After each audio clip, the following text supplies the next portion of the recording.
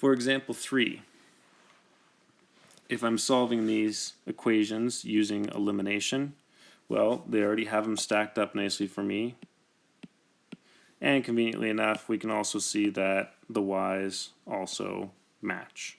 So I can just take the 6x squared minus x minus y is equal to negative 1, and 4x squared minus 4x minus y is equal to negative 6, and subtract them from each other. This is going to leave me with 2x squareds, positive 3x, the y's will cancel out, and I'm going to get a positive 5. Or 2x squared plus 3x minus 5 is equal to 0. And here is the quadratic that I'm solving. Once again, I can factor this, so I can do this using decomposition. So I'm going to split up the middle terms and say that I have 2x squared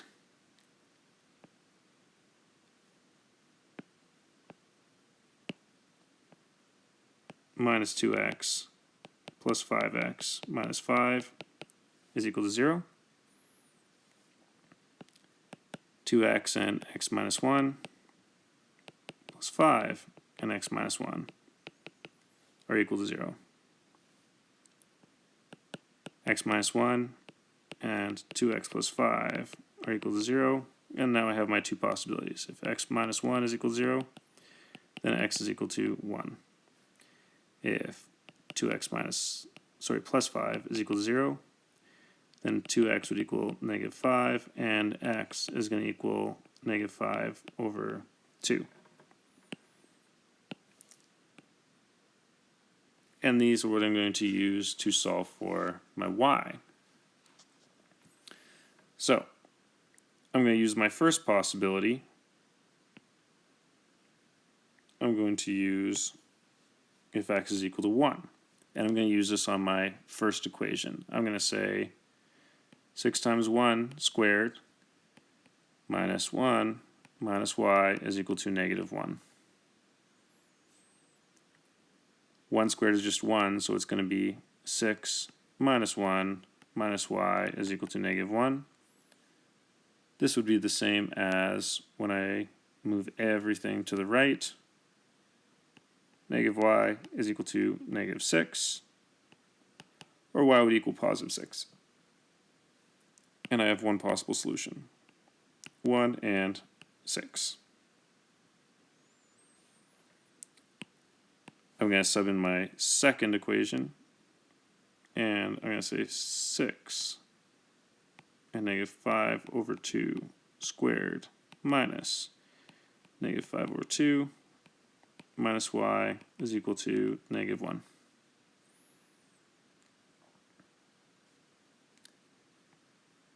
Six times 25 over 4 plus 5 over 2 minus y is equal to negative 1. I'm going to subtract the 5 over 2 from both sides, and I'm going to say that 75 over 2 minus y is going to equal negative, in this case, negative 1 minus another 5 over 2 is going to be negative 7 over 2.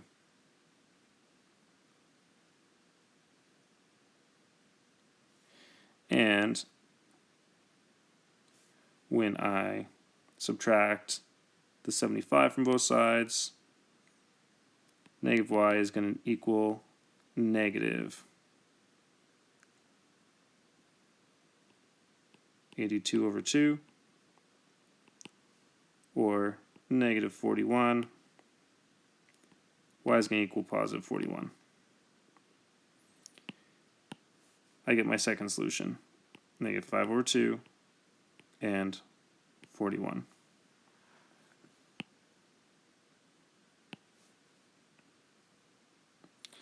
And just like in all the cases, I need to actually verify that these work. So I'm going to sub in. I'm going to say that if I have 6 times 1 squared minus 1 minus 6, does it equal -1? 6 minus 1 minus 6 equals -1. -1 equals -1, and the left side is equal to the right side.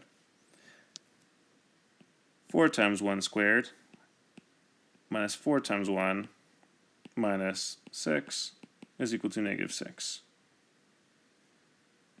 4 minus 4 minus 6 is equal to -6. -6 does in fact equal -6, and the left side is equal to the right side. When I sub in my second solution, I get 6 times -5 over 2 squared minus -5 over 2 minus 41 is equal to -1.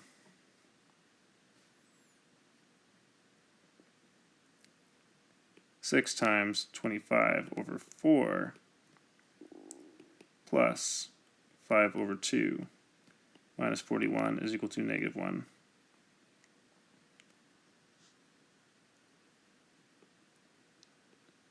75 over 2 plus 5 over 2 minus 41 is equal to -1. And when I combine everything on the left-hand side, -1 equals -1, and the left side is equal to the right side. And the last possibility, if I have 4 times -5 over 2 squared minus 4 times -5 over 2 minus 41, does it equal -6? 4 times 25 over 4 minus 10 minus 41 equals -6. 25 minus 10 minus 41 is equal to -6, or -6 is equal to -6. Sorry, plus 10. And the left side equals the right side. So those both work.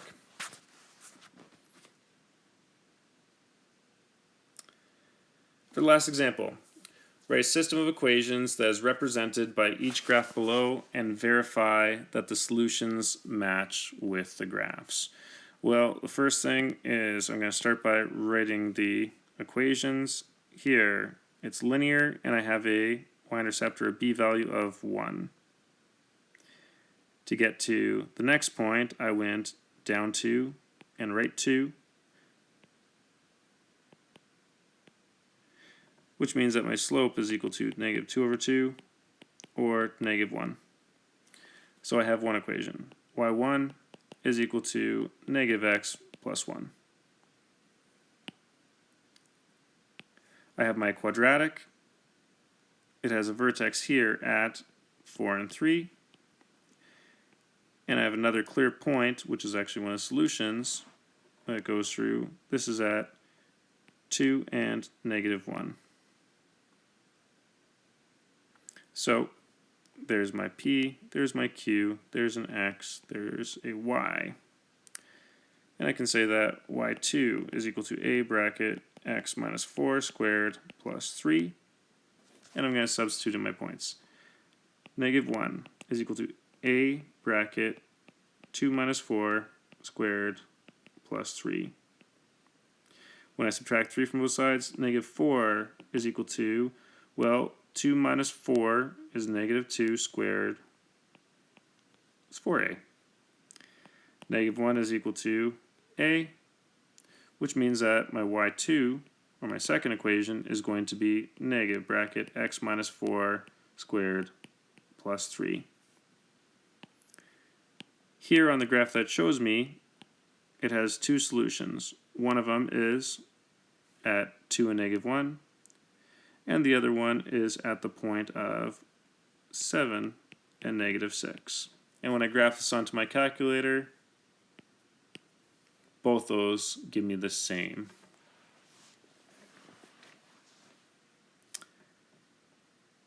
For example B, I have two quadratics.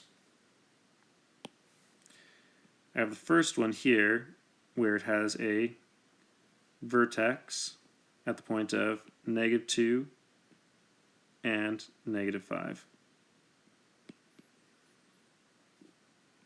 It also moves right one and up one, so I can clearly see an a value of 1 here. So I can say that this would be y1 is equal to x minus 2 squared minus 5. My second equation, right here, has a vertex at -2 and -1. It gets to its second point by moving right 1 and up 3, which means I have an a value of 3. y2 is equal to 3 bracket x minus 2 squared minus 1. Because they have the same p-value, so they're stacked on top of each other, and the one that is on top is more narrow, these two should never cross. When I graph it in my calculator, I get the same thing. Doesn't matter how much I zoom out, they never ever ever cross each other. And that's it.